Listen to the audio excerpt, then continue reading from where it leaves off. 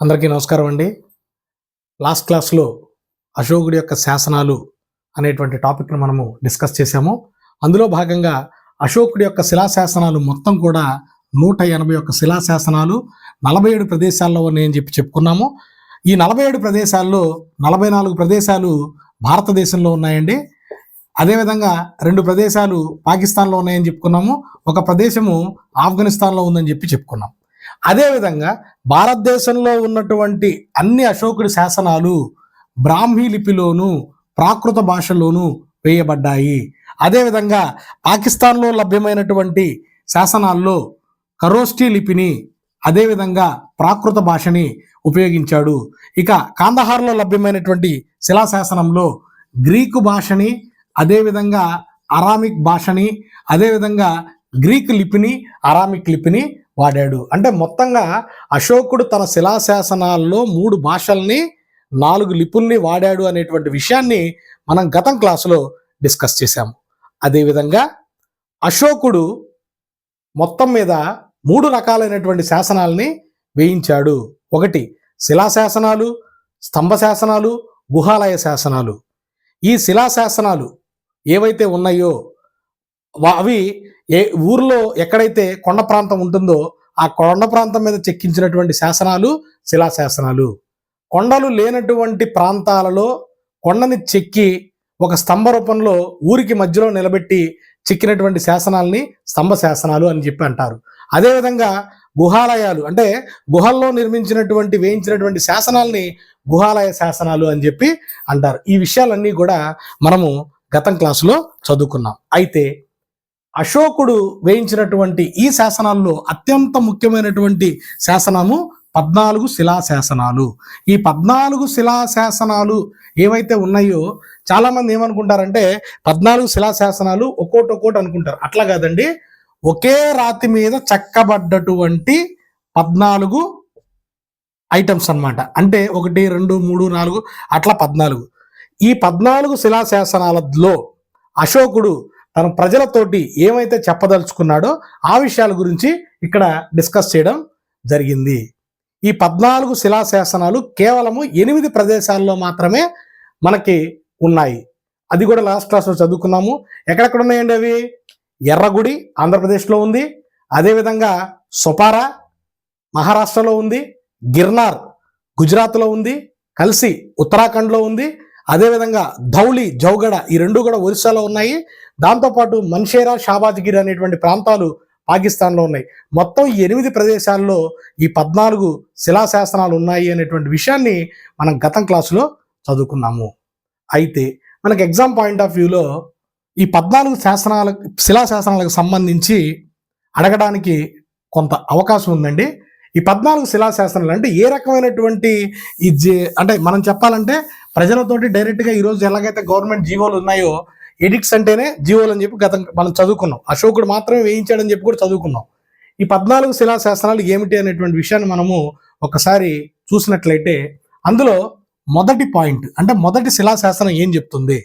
మొదటి శిలాశాసనం ఏం చెప్తుందంటే అశోకుడు తన శాసనాల ద్వారా ప్రజలతోటి మాట్లాడాడు. అశోకుడు తన మొదటి శిలాశాసనంలో ఏం చెప్తున్నాడు అని అంటే జీవహింస చేయరాదు, జీవహింస చేయరాదు, జీవహింస చేయరాదు అని చెప్తున్నాడు. దాంతోపాటు జంతు బలుల్ని నిషేధించాను, జంతు బలులు నిషేధము. ఈ పాయింట్ని మొదటి శిలాశాసనం ద్వారా మనకి అర్థమవుతుంది. అంటే ఏంటంటే అశోకుడు తన రాజ్యంలో ఎక్కడా కూడా జీవహింసను చేయడం లేదు, దాంతోపాటు జంతు బలుల్ని నిషేధించాను అని చెప్తున్నాడు. ఇది మొదటి శిలాశాసనం. రెండో శిలాశాసనం వచ్చేటప్పటికి మనకేం చెప్తున్నారంటే వెల్ఫేర్ అన్నమాట. వెల్ఫేర్ గురించి తెలియజేస్తున్నాడు. అంటే ఏంటి? రహదారులను నిర్మించాను, రహదారుల నిర్మాణం గురించి చెరువుల్ని తవ్వించడము అదేవిధంగా మొక్కలు నాటించడము ఇటువంటి విషయాల గురించి ఈ యొక్క రెండవ శిలాశాసనంలో మనకి తెలియజేయడం జరుగుతుంది. దాంతోపాటు ఈ రెండవ శిలాశాసనంలో ఇంకొక పాయింట్ ఏంటంటే దక్షిణాది రాజ్యాలు మనకి మౌర్య సామ్రాజ్యం ఎక్కడ వరకు ఉందంటే అప్ టు కావేరీ నది వరకు ఉందని చెప్పి మనం గతంలో చదువుకున్నాము.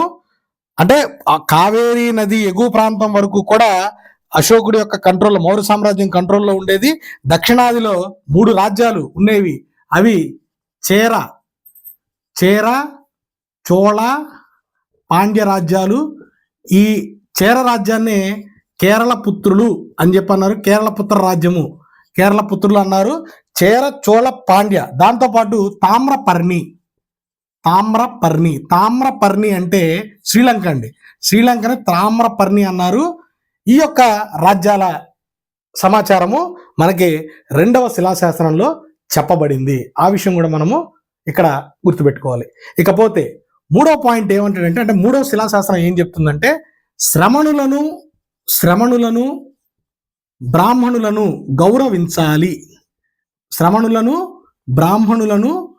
గౌరవించాలి. ఇక్కడ మనం ఒకసారి గుర్తుంచుకోవాలి. మనం గనక మౌర్య సామ్రాజ్యాన్ని గనక ఒక్కసారి మనం గమనించినట్లయితే, మౌర్య సామ్రాజ్యాన్ని స్థాపించినటువంటి చంద్రగుప్త మౌర్యుడు దగ్గర నుంచి అతని కుమారుడు బిందుసారుడు, అతని తర్వాత వచ్చినటువంటి అశోకుడు కూడా అవైదిక మతాల్ని ఆదరించారు. చంద్రగుప్త మౌర్యుడు జైన మతాన్ని ఆదరించాడు, బిందుసారుడు అజీవికా మతాన్ని ఆదరించాడు, అశోకుడు బౌద్ధ మతాన్ని ఆదరించాడు. అంటే అవైదిక మతాలని మౌర్య రాజులు ఆచరించారు అనేటువంటి విషయం మనకి అర్థమవుతుంది. అయితే వైదిక మతాలని ఆచరించే వాళ్ళని బ్రాహ్మణులు అన్నారు, అవైదిక మతాలను ఆచరించే వాళ్ళని శ్రమణులు అని చెప్పి అన్నారు. అంటే మౌర్య సామ్రాజ్యంలో శ్రమణులకి బ్రాహ్మణులకి ఒకే రకమైనటువంటి గౌరవం లభించింది అనేటువంటి విషయం మనకి 3వ శిలాశాసనం ద్వారా మనకు అర్థమవుతుంది. ఆ విషయాన్ని మనము గుర్తుపెట్టుకోవాలి. ఇకపోతే 4వ శిలాశాసనం ఏం చెప్తుందంటే, హింసను విడనాడాలి,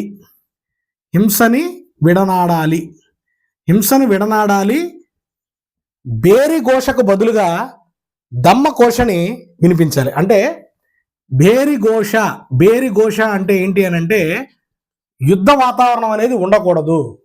అంటే యుద్ధ గంటలు అనేవి మోక్కోకుండా దమ్మ అనేది ప్రాకృత పదము. మనము దాన్ని ధర్మము అని చెప్పి అంటాం. అంటే అశోకుడి యొక్క ధర్మమే అశోకుని యొక్క దమ్మ. ఈ అశోకుని ధర్మ అనేది చాలా చాలా ఇంపార్టెంట్ అండి. ఎవరైనా సరే ఈ యొక్క డిస్క్రిప్టివ్ టైప్ ఎగ్జామ్స్ అంటే గ్రూప్ 1 కానీ సివిల్ సర్వీస్ కానీ ఎవరైతే రాస్తారో అశోకుని దమ్మ గురించి తప్పనిసరిగా ప్రశ్న పడుతుంది. అశోకుని దమ్మ నేటి కాలానికి ఏ విధంగా ఉపయోగపడుతుంది అనేటువంటి ప్రశ్న చాలాసార్లు అడిగారు, భవిష్యత్తులో కూడా అడగడానికి అవకాశం ఉంది. హింసను విడనాడాలి, బేరి ఘోషకు బదులుగా దమ్మ ఘోషని చేపట్టాను అని చెప్పి తెలియజేస్తానండి. అంటే యుద్ధ గంటలకు బదులుగా ధర్మాన్ని ప్రచారం చేస్తున్నాను అని చెప్పి దీని యొక్క అర్థము. మనం ఆ విషయం అర్థం చేసుకోవాలి. అదేవిధంగా 5వ శిలాశాస్త్రం ఏం చెప్తుందంటే, ప్రజలు బానిసల పట్ల దయ కలిగి ఉండాలి. ప్రజలు బానిసల పట్ల దయను కలిగి ఉండాలి. అంటే ప్రజలు బానిసల పట్ల దయ కలిగి ఉండాలి. దాంతోపాటు అశోకుడు తన పట్టాభిషేకం రోజున అనేక మంది ఖైదీలకు క్షమాభిక్షను ప్రసాదించాను అని చెప్పి ఈ యొక్క 5వ శిలాశాసనం ద్వారా మనకి తెలియచేస్తున్నాడు. ఏం చెప్తున్నాడండి? ప్రజలు బానిసల పట్ల దయను కలిగి ఉండాలి. తన పట్టాభిషేకం రోజున అనేక మంది ఖైదీలకు క్షమాభిక్షని ప్రసాదించాను అని చెప్పి అశోకుడు తన 5వ శిలాశాసనం ద్వారా తెలియజేస్తున్నాడు. పాయింట్స్ ఇక్కడ అయిపోయినాయి కాబట్టి ఇటు రాస్తానండి. అంటే అశోకుడు కాలం నాటి పరిపాలన ఏ విధంగా ఉంది అనేది మనకి ఈ శాసనాల ద్వారా చాలా క్లియర్ కట్గా అర్థమవుతుంది. అశోకుడు ఏ విధంగా పరిపాలించాడు, అశోకుడి యొక్క కాలంలో ఏ రకమైనటువంటి చర్యలు చేపట్టారనేటువంటి విషయం మనకి ఇక్కడ అర్థమవుతుంది. నెక్స్ట్ తర్వాత వచ్చేటప్పటికి 6వ శిలాశాసనం ఏం చెప్తుంది? 6వ శిలాశాసనం ఏం చెప్తుందంటే, అశోకుడు ప్రజల్ని కన్నబిడ్డల్లాగా చూసుకున్నాడంటండి. ప్రజల్ని కన్నబిడ్డలుగా చూసుకున్నాడు. ఈ విషయం మనకి అర్థమవుతుంది. నెక్స్ట్ 7వ శిలాశాసనం ఏం చెప్తుందంటే ప్రజలు మత సామరస్యాన్ని కలిగి ఉండాలి. మత సామరస్యం కలిగి ఉండాలి. ఏం కలిగి ఉండాలండి? ప్రజలందరూ సామరస్యాన్ని కలిగి ఉన్నాం. ఆల్రెడీ 3వ శిలాశాసనంలో ఏం చెప్పుకున్నాము? మౌర్యుల కాలంలో శ్రమణులను అవైదిక మతాలని వైదిక మతాలని ఆదరించారు అనేటువంటి విషయము అశోకుడి యొక్క 3వ శిలాశాసనం ద్వారా మనకి అర్థమవుతుంది. దీన్ని బేస్ చేసుకొని ప్రజలు కూడా మత సామరస్యాన్ని కలిగి ఉండాలి అనేటువంటి విషయం మనకి ఇక్కడ అర్థమవుతుంది. ఇకపోతే 8వ శిలాశాసనం ఏం చెప్తుంది అని అంటే విహారయాత్రలు మాని ధమ్మయాత్రలు చేపట్టాలి. ధమ్మ అంటే ధర్మము, అశోకుని యొక్క ధర్మము అని అర్థం. ధమ్మయాత్రలు చేపట్టాలి. విహారయాత్రలు మాని ధమ్మయాత్రలు చేపట్టాలి అంటే ధర్మాన్ని ప్రచారం చేయాలి అనేటువంటి విషయం మనకి 8వ శిలాశాసనం ద్వారా తెలుస్తుంది. అదేవిధంగా 9వ శిలాశాసనం ఏం చెప్తుందంటే యజ్ఞయాగాదుల ప్లేసులో అంటే యజ్ఞయాగాదులు బదులు ధమ్మాన్ని ప్రచారం చేయాలి. అంటే యజ్ఞయాగాదులు అనేవి వైదిక మతానికి సంబంధించినటువంటి విషయాలు. యజ్ఞయాగాదులకు బదులుగా అందరూ ధమ్మని పాటించాలి, ధమ్మని చేపట్టాలనేటువంటి విషయం మనకి ఇక్కడ అర్థమవుతుంది. 10వ శిలాశాస్త్రంలో ఏం చెప్తున్నాడు అని అంటే ధమ్మ అంటే ధర్మము, ధర్మం అంటే ఏంటంటే ధమ్మ అనగా చెడు నుంచి విముక్తి. ఈ పాయింట్ గుర్తుపెట్టుకోవాలి. ధమ్మ అంటే చెడు నుంచి విముక్తి. ఇది 10వ శిలాశాస్త్రము మనకి తెలియచేస్తున్నటువంటి విషయం. రెండోది 11వ పాయింట్ వచ్చినప్పటికీ 11వ పాయింట్ అశోకుడు యొక్క ధమ్మ గురించి చెప్పబడింది. అశోకుడి యొక్క ధమ్మ అనేది ఏమిటి అనేటువంటి విషయము మనకి చెప్పబడింది. నేను ఒకరోజు అశోకుడి యొక్క ధమ్మ అనేటువంటి టాపిక్ మీద మనకి ప్రత్యేకంగా ఒక క్లాస్ నేను చెప్తానండి. ఎందుకంటే ఎవరైతే చెప్పే కదా డిస్క్రిప్టివ్ ప్రిపేర్ అవుతారో అది గ్రూప్ 1 కానీ మెయిన్స్ కానీ అదేవిధంగా సివిల్ సర్వీస్లో కానీ అశోకుడి యొక్క ధర్మం గురించి తప్పనిసరిగా మనకి ప్రశ్న పట్టడానికి అవకాశం ఉంది. కాబట్టి దాని గురించి మనం అశోకుడి ధర్మం గురించి మనం తర్వాత డిస్కస్ చేద్దాము. ఇక 12వది అంటే ధమ్మ అనే దానికి అశోకుడు ఎంత ఇంపార్టెన్స్ ఇచ్చాడు అనేటువంటి విషయాన్ని నేను ఒకసారి గుర్తుపెట్టుకోవాలండి. ఇక 12వ పాయింట్ వచ్చినప్పటికీ అశోకుడు ఇతర మతాల పట్ల ప్రజలు సామరస్యాన్ని కలిగి ఉంటూ సహజీవనాన్ని కొనసాగించాలి. అంటే ఏంటంటే ఎక్కడా కూడా మత ఘర్షణలు చోటు చేసుకోకుండా ఒకరి మతాన్ని ఒకరు గౌరవించుకుంటూ ప్రజలు జీవించాలి అనేటువంటి విషయాన్ని మనకి అశోకుడు తన 12వ శిలాశాసనం ద్వారా తెలియచేస్తున్నాడు. 12వ శిలాశాసనం ద్వారా తెలియచేస్తున్నాడు. మొత్తం 14 శిలాశాసనాల్లో మనకి 12 శిలాశాసనాలు మనం చెప్పుకున్నామండి. ఇవి అడగడానికి అవకాశం ఉన్నటువంటి పాయింట్. అయితే గతంలో అడిగింది మళ్ళీ ఇంకొకసారి అడగడానికి అవకాశం ఉన్నది శిలాశాసనం ఏమిటి అంటే 13వ శిలాశాసనము. చాలాసార్లు అడిగారు, మళ్ళీ భవిష్యత్తులో కూడా అడగడానికి అవకాశం ఉంది. ఏంటా 13వ శిలాశాసనం? అశోకుడి యొక్క 13వ శిలాశాసనంలో కొన్ని ఇంపార్టెంట్ అయినటువంటి టాపిక్స్ ఉన్నాయి. ఏంటా 13వ శిలాశాసనం అంటే అశోకుడు కళింగ యుద్ధాన్ని గురించి ప్రస్తావించింది ఈ 13వ శిలాశాసనం. 13వ శిలాశాసనము కళింగ యుద్ధం గురించి ప్రస్తావన ఉన్నది.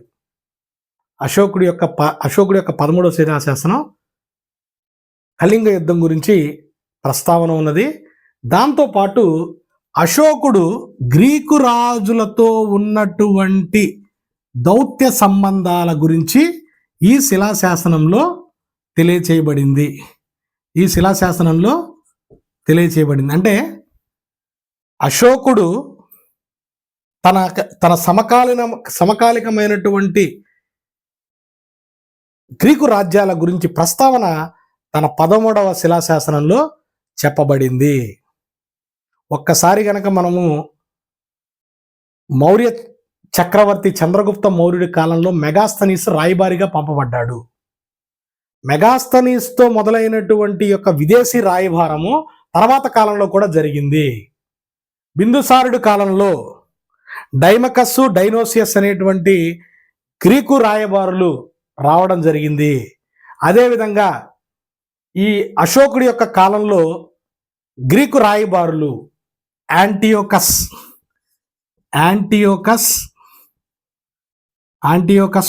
టు టాలమీ ఫిలడెల్ఫస్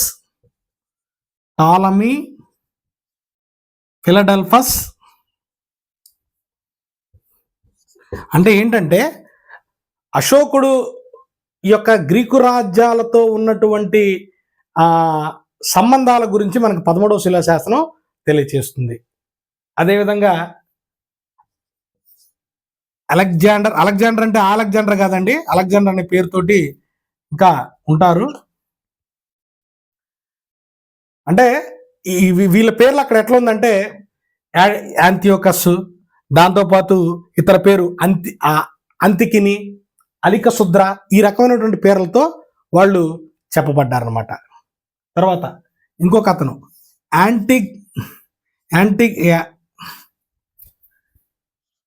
యాంటియోకస్ గొనాటస్ రాద్దాం.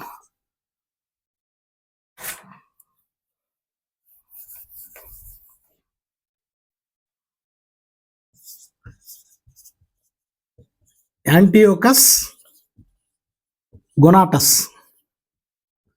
ఇంకొక అతను 5వ వ్యక్తి పేరు ఏం పేరంటే మాగా. ఈ 5గురు పేర్లు ప్రస్తావించబడ్డాయి. ఇతను వచ్చినప్పటికీ సిరియా పాలకుడు అండి, సిరియా పాలకుడు. ఇతను వచ్చినప్పటికీ ఈజిప్ట్ పాలకుడు. ఇతను వచ్చినప్పటికీ గ్రీకు పాలకుడు. ఈ యొక్క యాంటియోకస్ గొనాటస్ వచ్చినప్పటికీ మాసిడోనియా పాలకుడు.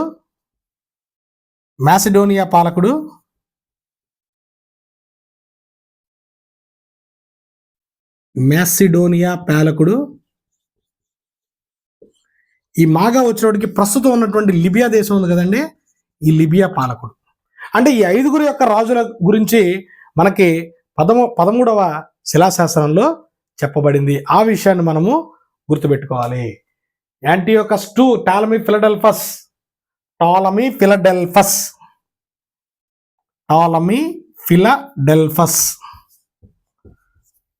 అలెగ్జాండర్ అంటే అలెగ్జాండర్ కాదండి, యాక్చువల్గా అలెగ్జాండర్ అనేటువంటి ఈ పేరు కన్నా అలికసుద్ర అనేటువంటి పేరు అక్కడ చెప్పబడింది. ఆ అలికసుద్ర అంటే ఎవరంటే అలెగ్జాండర్ అని. ఇతను వచ్చినప్పటికి గ్రీకు పాలకుడు. తర్వాత అంతికిని అంటే యాంటియోకస్ గొనాటస్ మాసిడోనియా పాలకుడు. మాగా అనే అతను లిబియా పాలకుడు. ఈ 13 శిలాశాసనం చాలా చాలా ఇంపార్టెంట్. గతంలో అడిగారు, వాళ్ళు అడగడానికి అవకాశం ఉంది. ఇక 14వ శిలాశాసనం వచ్చినప్పటికీ ఇవన్నీ కూడా పైన చెక్కాలి అంటే ఈ యొక్క నేను చెప్పినటువంటి ఈ యొక్క 13 కూడా పైన చెక్కించాలి అనేటువంటి చెప్పేటువంటి విషయము మనకి 14వ శిలాశాసనంలో చెప్పబడింది. ఇది అశోకుడి శిలాశాసనాలకు సంబంధించి, ఈ 14 శిలాశాసనాలకు సంబంధించి ఉన్నటువంటి ఇన్ఫర్మేషను తప్పనిసరిగా ఒక ప్రశ్న పట్టడానికి అవకాశం ఉంది. 13వ శిలాశాసనం మీద పడవచ్చు, లేదంటే 1, 2 అడగడానికి అవకాశం ఉంది. ఇక వీటితో పాటు అశోకుడు యొక్క కొన్ని స్తంభ శాసనాల గురించి కూడా మనం ఒకసారి డిస్కషన్ చేద్దామండి. స్తంభ శాసనాలు మనం చెప్పాం, ఎక్కడైతే మనకి కొండ ప్రాంతం అనేది అందుబాటులో లేదో ఆ కొండ ప్రాంతం లేని చోట కొన్ని రాతిని తీసుకొచ్చి గుండ్రంగా చెక్కి ఊరి మధ్యలో పెట్టేవాళ్ళు. కొన్ని ఇంపార్టెంట్ అయినటువంటి శాసనాల్లో కాందహార్ శాసనం అండి. ఈ కాందహార్ శాసనం యొక్క ప్రత్యేకత ఏంటి అని అంటే మనకేం తెలియజేస్తుందంటే, ఇది యాక్చువల్గా బైలింగ్వల్ ఇన్స్క్రిప్షన్. ఇందాక కూడా చెప్పాను నేను. ఆఫ్ఘనిస్తాన్లో లభ్యమైనటువంటి కాందహార్ శాసనము బైలింగ్వల్ ఇన్స్క్రిప్షన్. అంటే ఒకే శాసనం మీద 2 భాషలు చెక్కబడ్డాయి, 2 లిపులు చెక్కబడ్డాయి. గ్రీకు భాష, అరామిక్ భాష, గ్రీకు లిపి, అరామిక్ లిపి, ఈ 2 కూడా కాందహార్ యొక్క శాసనంలో చెప్పబడ్డాయి. దాంతోపాటు అశోకుడి యొక్క ధమ్మ విధానాన్ని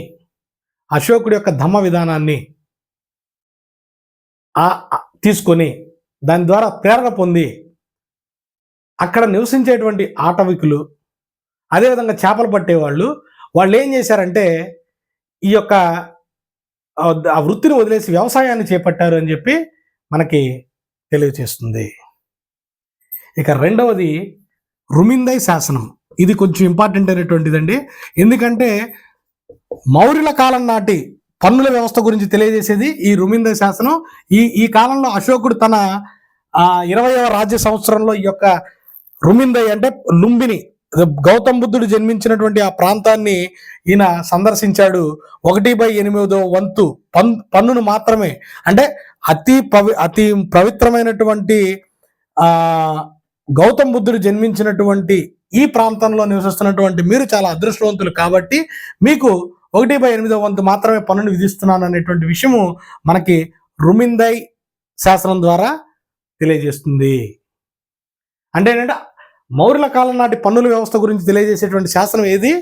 రుమిందై శాసనము. దాంతోపాటు బబ్రు, ఇది ఒకటి ఇంపార్టెంట్ అండి. బబ్రు శాసనం. ఈ బబ్రు శాసనం ఏం చెప్తుందంటే గౌతమ బుద్ధుడు బౌద్ధ మతం మీద తన విశ్వాసాన్ని చూపించాడు అనేటువంటి విషయం మనకి బౌద్ధ మతం ద్వారా తెలుస్తుంది. ఇక దాంతోపాటు రాంపుర్వ, లౌరియా నందన్గర్, రాంపుర్వ, లౌరియా నందన్గర్, ఢిల్లీ మీరట్, ఢిల్లీ తోప్రా లాంటి అనేక రకాలైనటువంటి శాసనాలు. ఢిల్లీ తోప్రా అంటే యాక్చువల్గా ఆ శాసనం వేయించింది తోప్రాలో వేశారండి. తోప్రాలో వేసినటువంటి శాసనాన్ని ఫిరోజ్ షా తుగ్లక్ ఢిల్లీ తీసుకొచ్చారు కాబట్టి అది ఢిల్లీ తోప్రా అయింది. అదేవిధంగా సొపారా శాస్త్రంలో ఉన్నటువంటి ఇంకొక ఇంపార్టెంట్ ఏంటంటే అశోకుడి యొక్క లౌకిక